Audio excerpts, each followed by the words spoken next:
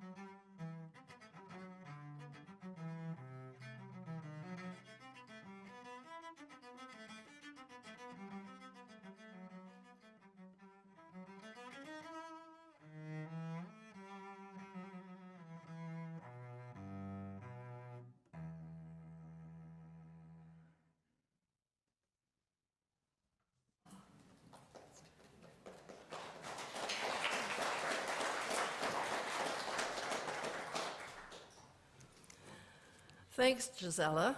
Your music's wonderful.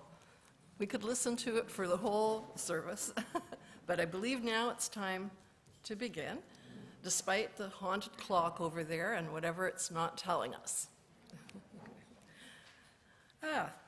Good morning, and welcome to the First Unitarian Church of Hamilton. We welcome you here in the sanctuary and those who have opted to join us on YouTube.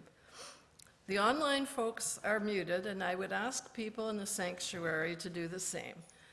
Please ensure that your devices are turned off. My name is Sheila Van Leeusten, and I'm this morning's service leader. I want to thank today's service team, which includes tech team members Brian Carey, Josh McIntyre, John Elliott, Chris McCoy, and Marianne Forbes. Ushers today are Catherine Schuler and Agnes Cunningham. Worship assistants are Sue Johnston and Anne Craig Howarth. Land acknowledgement. We are not the first people on this land, nor will we be the last. We acknowledge our connection to the web of all existence, honoring the past and preparing for the future. The stewardship of the original people who lived here preserved this place for our generation. We seek to be respectful stewards of this place and for those who follow. Today, many of us stand with our Indigenous brothers and sisters to protect Lake Ontario and the many streams that feed it. Whoever you are, whomever you love, wherever you are on your journey of faith or search for meaning, today you are one of us, and you are welcome in this house of worship. Our mission is to nurture one another, serve the community, and inspire action to heal the world.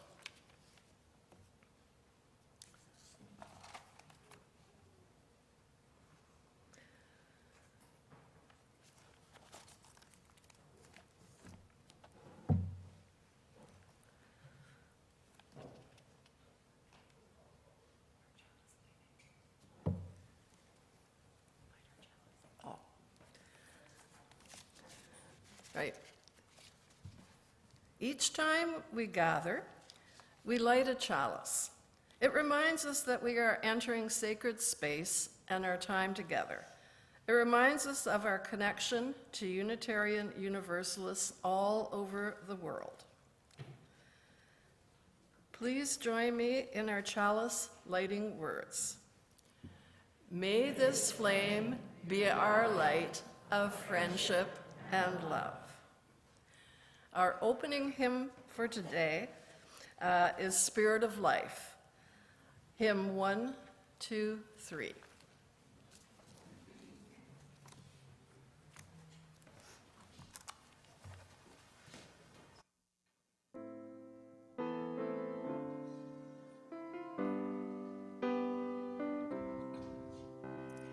Spirit of life, come unto me. Sing in my heart all the stirrings of compassion.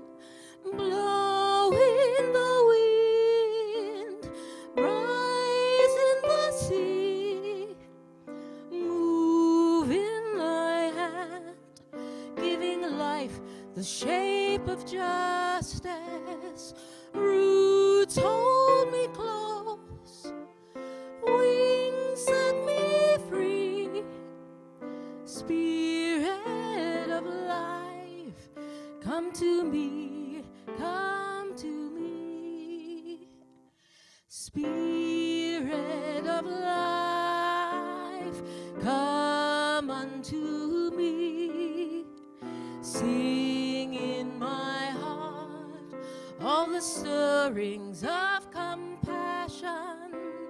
Blow in the wind, rise in the sea, move in the hand, giving life the shape of justice.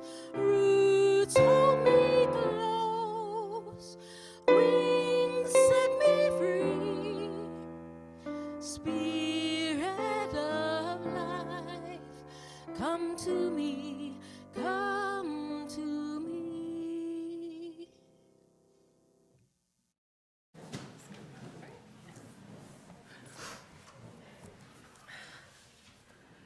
Good morning.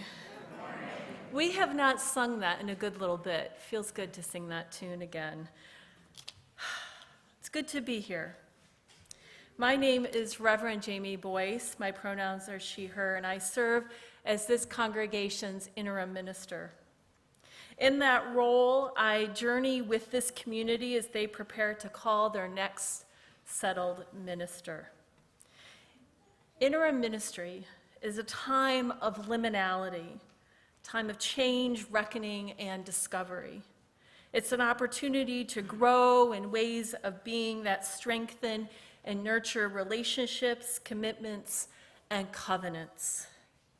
This morning, we continue the theme of grace and consider how grace, the presence of goodness in the world and ourselves and each other, can nourish us for a life and future together, especially as we fall short, make mistakes, and inevitably discover disappointment along the way.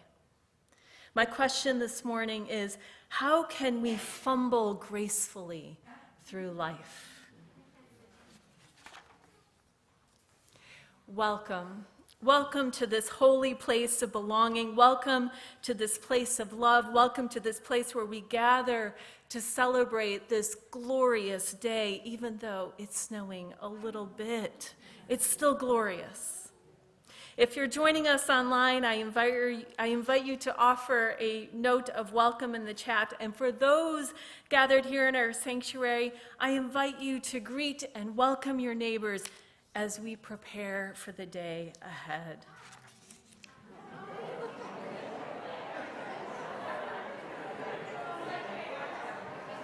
This is going to be intimate and interactive. Oh, yeah? Sheila, right?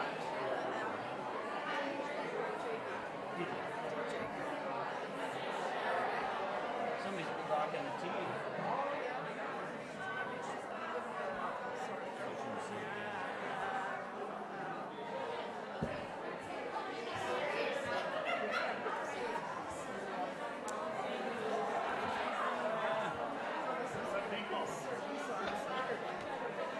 There was what? Oh, okay. Yeah. We'll dress it up a little bit.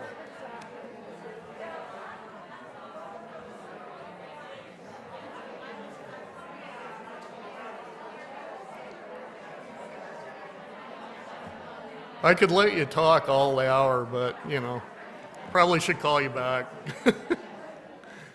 I hate to break up those conversations. So, today's story for all ages is all about stumbling gracefully through life, and it's called It Wasn't My Fault, by Helen Lester, with illustrations by Lynn Munzinger. Things did not always go well for Merdley Gerdson. He couldn't control the toothpaste, he fell into waste paper baskets, and he dropped only valuable vases. Whatever happened, it was usually his fault. One day, he went for a walk in his one too big new shoe. He had stepped out of the other one. He couldn't remember where. Before long, someone laid an egg on Merdley Gerdson's head. He looked at a nearby bird. "Did you lay an egg on my head?" he asked. "I did," confessed the bird, "but it wasn't my fault. A horrible aardvark screamed and scared me." So Merdley Gerdson and the bird went to see the aardvark. "Did you scream and scare the bird into laying an egg on Merdley Gerdson's head?" they asked. "I did," confessed the aardvark, "but it wasn't my fault. A nasty pygmy hippo stepped on my tail, and a scream just popped out." Together, they went to find the pygmy hippo. "Did you step on the aardvark's tail, making him scream and scare the bird into laying an egg on Merdley Gerdson's head?" they asked. "I did," confessed the pygmy hippo, "but it wasn't my fault. I did it by accident, and I was getting out of the way of a hopping shoe with long ears." "A what?" they asked. Just then, along came a hopping shoe with long ears. With a full pull and a tug, they soon found that the ears were attached to a rabbit. "It wasn't my fault," the rabbit explained. "I was hopping along when I landed in that shoe and became stuck." The shoe looked very much like the new, too big shoe Merdley had stepped out of some time ago. In fact, it was. Merdley thought, "The rabbit became stuck in my shoe and frightened the pygmy hippo, who stepped on the aardvark's tail. The aardvark screamed and scared the bird into laying an egg on my head." "Then I suppose it was my fault," Merdley Gerdson said very sadly. 2 tears splashed on his new, too big shoes. "There, there," said the pygmy hippo, the rabbit, the bird, and the aardvark. "Don't cry. It was my fault," said the bird. "It was my fault," said the aardvark. "It was my fault," said the pygmy hippo. "I think it was the shoe," said the rabbit. "Let's go back to your house and do something about that egg." They all went into the kitchen. The aardvark turned Merdley Gertzen upside down, and the egg plopped into a pan. The rabbit ground the pepper, the pygmy hippo added a pinch of salt, the bird ran around and around in the pan, doing a very fine job of scrambling. And Merdley Gertzen enjoyed every bite of his scrambled egg. Merdley thanked his friends. He went to the door to let them out, and it wasn't his fault.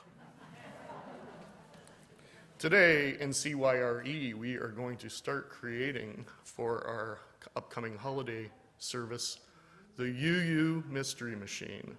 So hopefully folks have worn some older clothes, and we have some smocks if they haven't. And Petra and Kelly will lead us out. Jamie, do you want to grab the chalice for me on your way out? That'd be great. Okay, and I believe we're going to be sung out.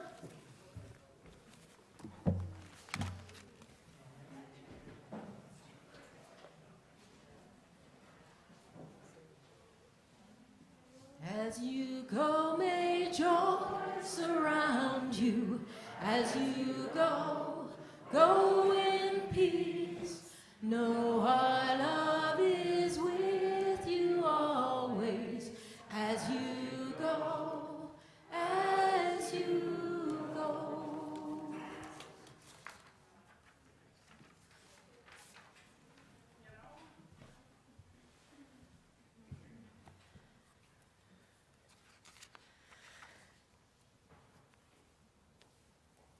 I invite us to drop into a time of reflection, meditation, and prayer. Give yourself permission this morning to feel your breath, to sink into the quiet, to notice the ground holding you here in this time and this place, surrounded by a community of love and care. Our meditation this morning is from Canadian military chaplain Nicole McKay in honor of Remembrance Day.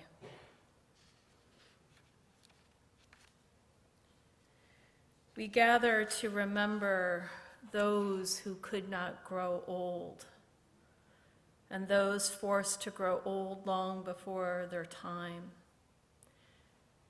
We gather to mourn and grieve with one another all of our losses, the people, the stories, the loved ones, and the futures that could have been. We gather to do the hard work of facing the difficult realities of our present and our past, where there is conflict, violence, war, and hatred. We gather to hold space for silence as we try to make meaning of our history to help us work for peace and justice today. We gather to rekindle our source for hope for our future by recognizing in one another our shared humanity. As we join in a concerted commitment for a better tomorrow, we gather because we need community to do all of this holy work.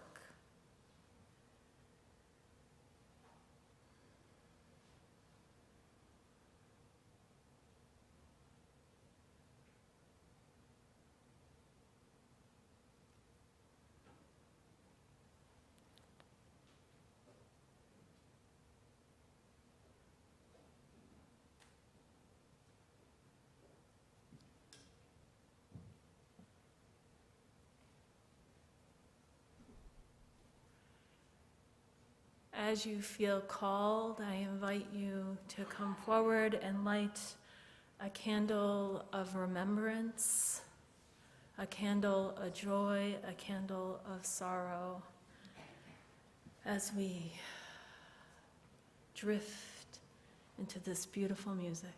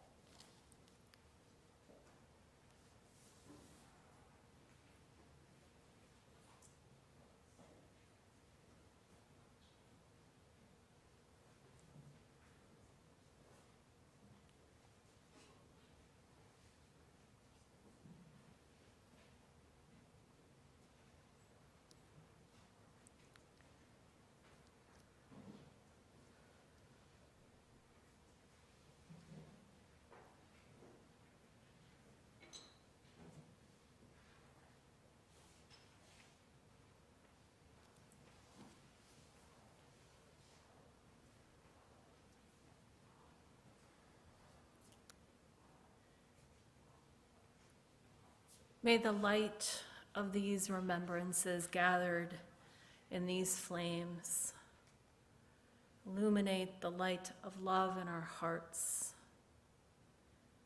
We know there are sorrows among us that are too tender yet to share, and we hold those here in this holy place. We know that there are joys among us too to celebrate. Joys moving through our community, coming alive, and those are with us here today too. Let all our joys and sorrows hold us and keep us, and may we discover each other.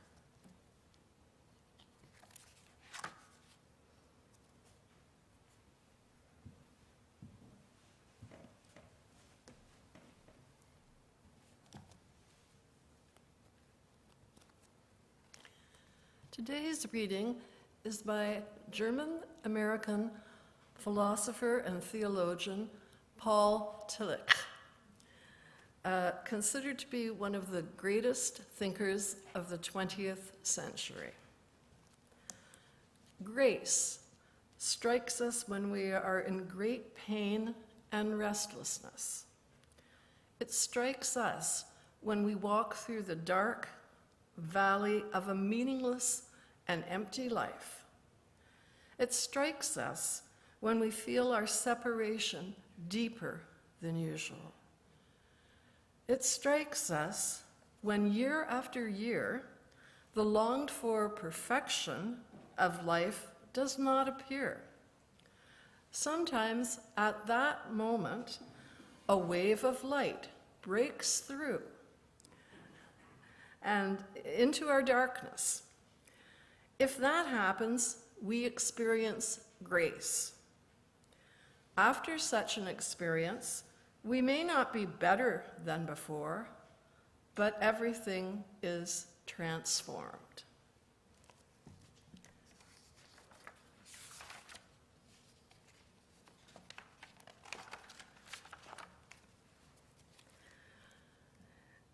In the free faith tradition, we are the support and resources of this congregation.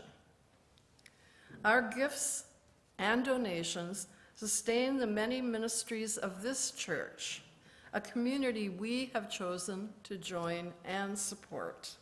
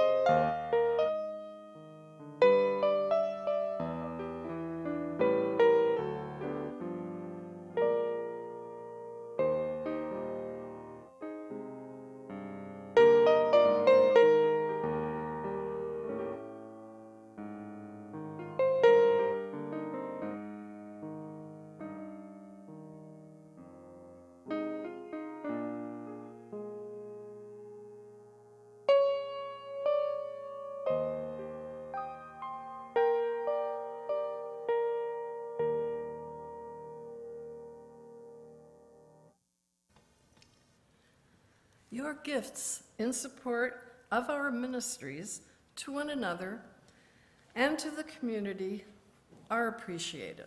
Thank you.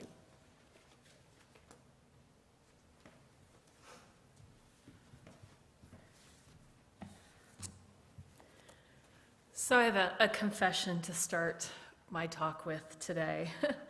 I have a cold, and my fear this morning when I woke up is that I would spend the entirety of my service with my nose driveling all over my talk, and I would embarrass myself terribly.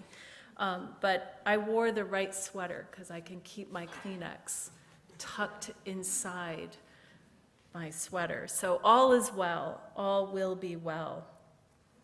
It's on theme, though, to discover or to notice that, every day, kind of fumbling my way through it, seeing what happens. And I'm kind of fascinated, it turns out, by this word fumble. I find it strangely evocative. Of course, I think of football players clumsily dropping the ball on their way to the end zone, losing their grip and the ball slipping just past their fingertips to the horror and joy of onlookers. But it's more than that. I think of stumbles and blunders and being all thumbs, which suggests a chronic clumsiness and awkwardness in life. I don't know about you, but I feel pretty clumsy most of the time, dropping things, forgetting things, bumping into furniture, getting lost, making mistakes, hurting someone I love with careless words or actions. Over the years, I've come to realize that stumbling and fumbling through life is sort of standard operating procedure. And aren't most of us just trying to get by the best that we can? While I was thinking through this week, this idea of fumbling gracefully, how to hold the tension of these two words that seem to contradict each other, I found myself returning to the parables of Nasruddin Hoja. If you're not familiar with the stories of Hoja, Hoja is a folk character from the ancient Near East and Middle East. His stories show up in many different cultures and in many different languages, and I came to know Hoja's parables in Turkey.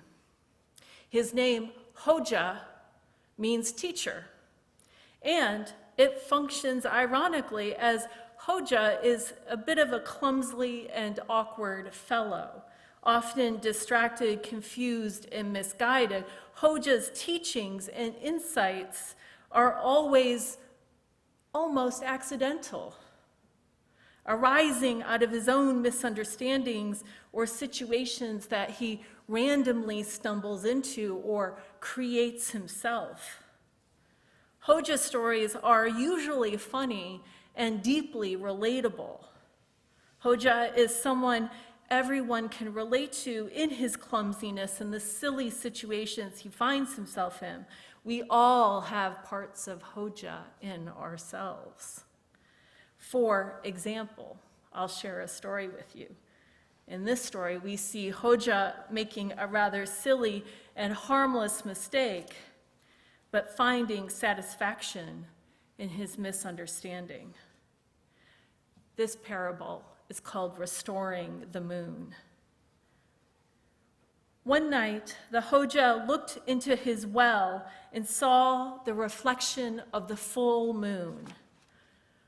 "Oh no," he exclaimed, "the moon has fallen from the sky into my well." He ran into his house and returned with a hook and attached it to a rope. He then threw the hook into the water and commenced to pull it up. But it became stuck on the side of the well, and Hoja frantically tugged and pulled with all his might. The hook suddenly came loose, and Hoja fell over backwards, landing flat on his back. Scarcely able to move, he looked up into the sky and saw the full moon above him. I may have injured myself in doing so, he said with satisfaction, but at least I got the moon back into the sky where it belongs. It's a silly story, and yet incredibly relatable and human. And in spite of his stumbles and blunders and mistakes, misunderstandings, and wishful thinking, it's deeply philosophical. Hoja becomes a magnificent teacher precisely because he is so very human.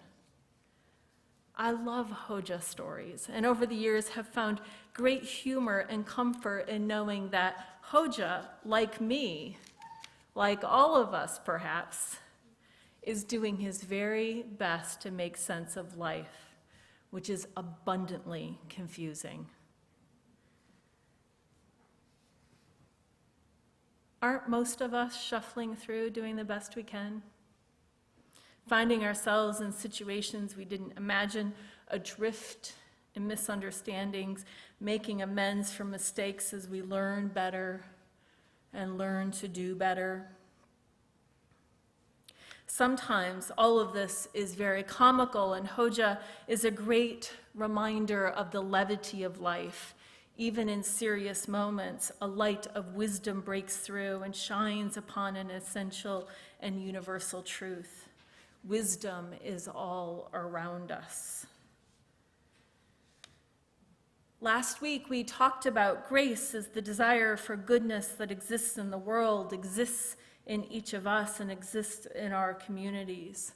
We borrowed from John Wesley, who invited us to lean into his invitation to be all the good we can in the world, to notice goodness in others, and to create a world of goodness for people in the earth.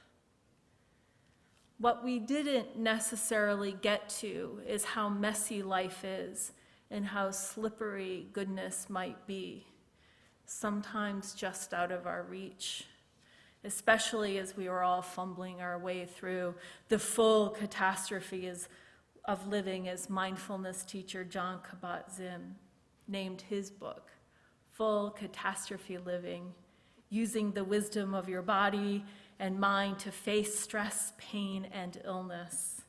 He borrowed the title from a line in the film Zorba the Greek, in which Zorba, the lead character, proclaims, in response to the question if he's ever been married, he says, "Am I not a man? Of course I've been married. Wife, house, kids, the full catastrophe." Indeed, life is at this intersection of joy, sorrow, sacred, profane, ridiculous, and magnificent. It's messy. And goodness can feel very far away, especially when we are in pain, hurt, or traumatized by life's circumstances. Where is grace in the midst of suffering, loss, trauma? Where is grace in the midst of a complicated life? Where is grace in the catastrophe?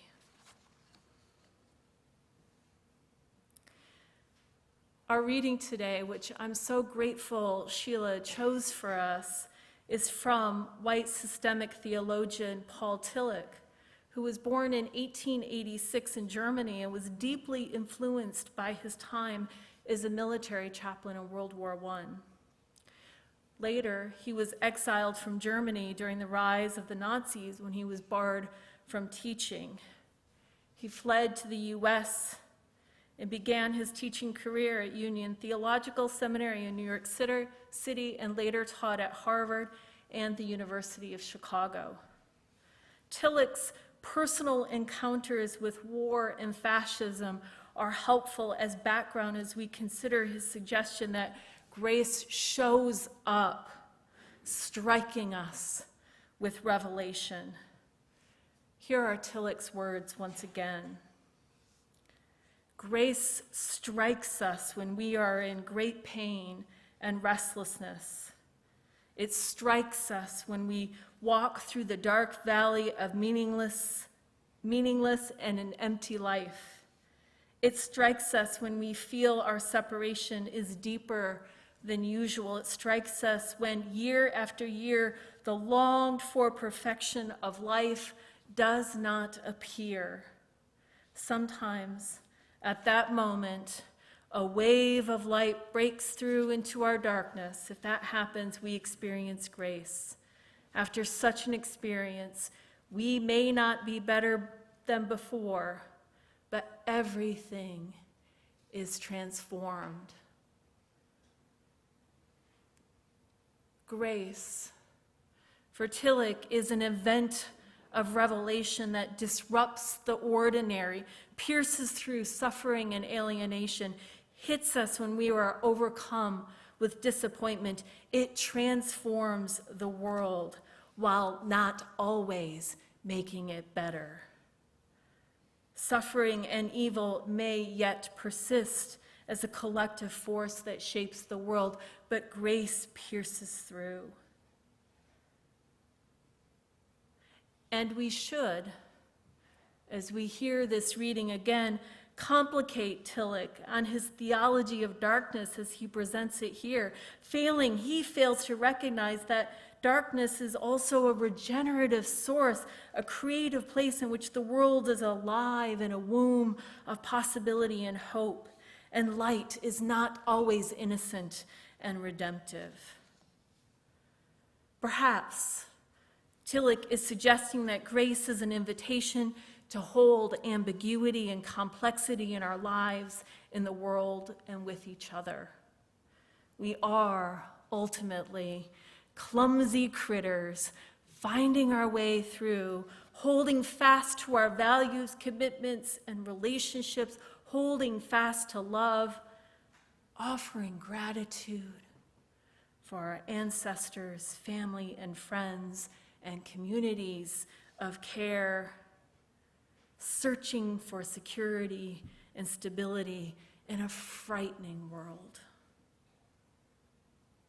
Grace might grip us and allow us to rest, as Wendell Berry would have it, rest in the grace of the world.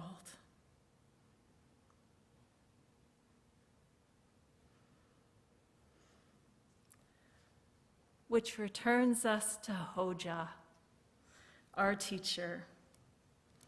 I wonder if it was grace that filled Hoja with satisfaction as he leaned back and saw the moon returned to the sky.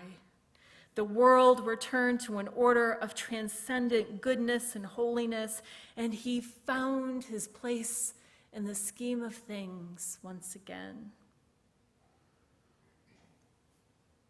Perhaps as we fumble through life, living in ambiguity, in the chaos, confronted with suffering, grace might arrive and soften our hearts. We may fumble gracefully together. We may fumble gracefully together in our lives as we discover a future that's waiting for us. May it be so. Amen. And blessed be. Please rise as you are willing and able for our hymn, Lean on Me, and we are so lucky that we get to sing this one today.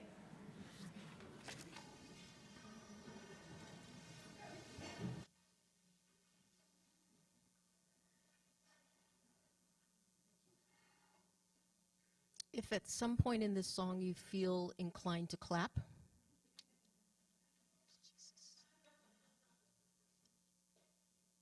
2 and 4. 1, 2, 3, 4. 1, 2, 3, 4. 1, 2, 3, 4. Good. All right. Remember that.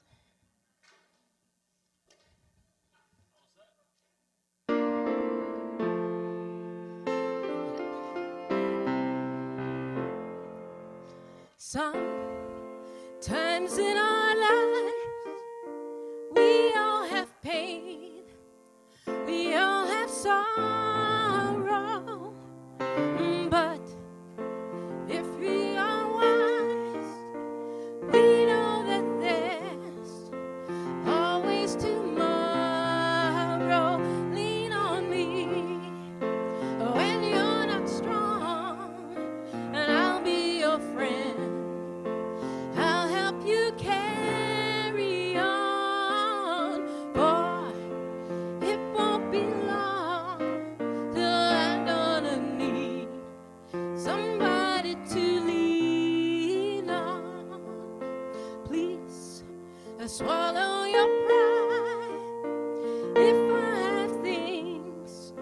you need to borrow.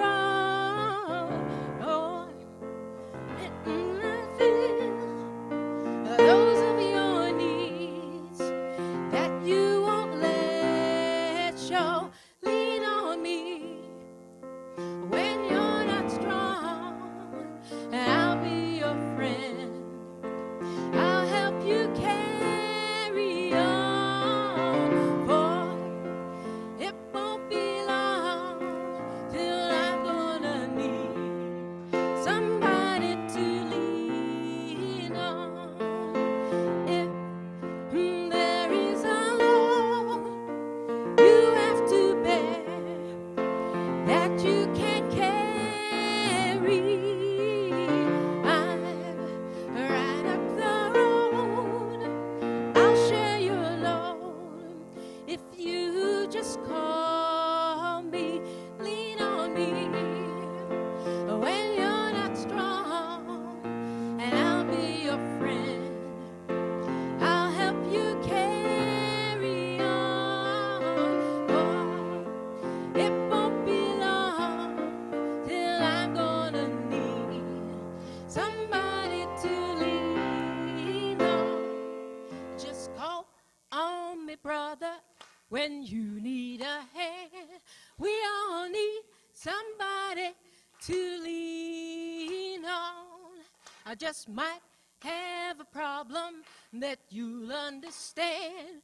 We all need somebody to lean on. Call on me, brother, when you need a hand. We all need somebody to lean on. I just might have a problem that you'll understand. We all need somebody to lean on, lean on, lean on.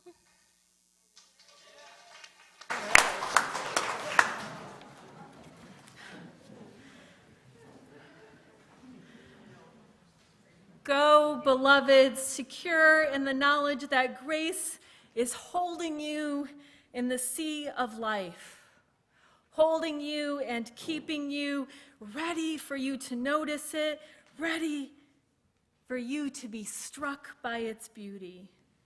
May grace soften our hearts, ease our pains, strengthen our relationships, and guide us on the path to love and justice. May it be so. We extinguish this chalice, but not the fire in our hearts until we meet again. And I am just now losing my voice, so this is good to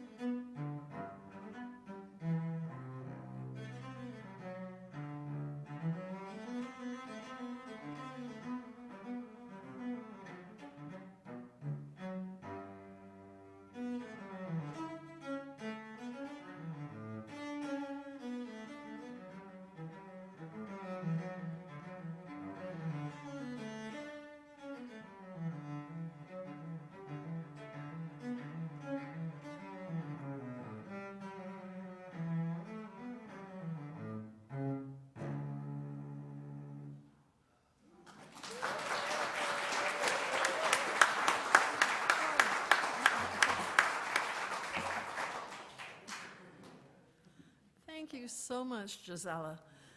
Gisela, on Friday, was at this marvelous Remembrance and Peace ceremony in Westdale. And I heard her play, and I was utterly entranced. And when I saw the name on this order of service, I thought, oh my goodness, I get to hear her again. What a gift. Oh, thank you, Gisela. And thank you, Bev and DJ as well.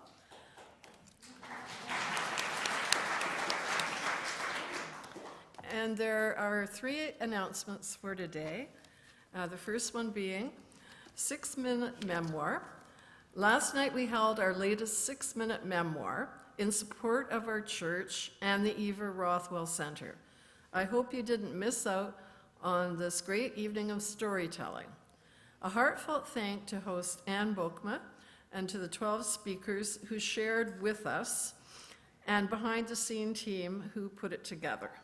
We also thank those who purchased tickets and generously donated. Your contributions are greatly appreciated. And then the second announcement, Side with Love.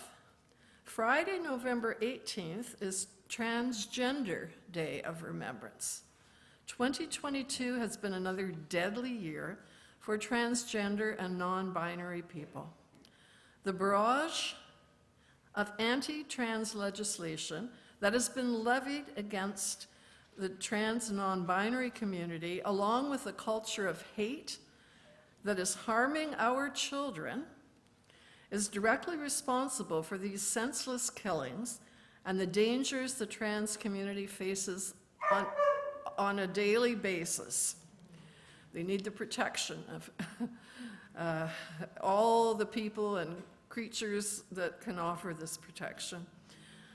And we've been called upon with the 8th principle, I'm kind of ad-libbing a bit here, but to actively oppose transgressions against people who may be marginalized and need our support. As Unitarian Universalists, we share the collective responsibility to build a world that affirms the inherent worth and dignity of all. Our transgender siblings are sacred and divine. Let us honor the inherent worth and dignity of trans people by remembering those that we've lost and honoring those lives among us. The UUA will be hosting an online service Friday at 4 p.m. See the link on our social media or in this week's all-church email. And then finally, the Ohsweken trip. Where do we go from here? Maureen Snide and Nancy Wilson are inviting participants in our trip to Ohsweken last Tuesday to meet in the choir loft after service for a short circle meeting. Our purpose is to gather feedback for our hosts and to look at possible next steps. Thank you.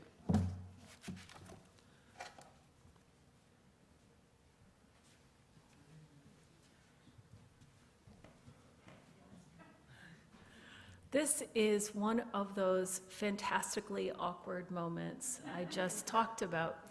Thank you for joining us today. Have a great afternoon. It was wonderful to see you. Thank you for being here with us. Yes, give each other a round of applause. We did it.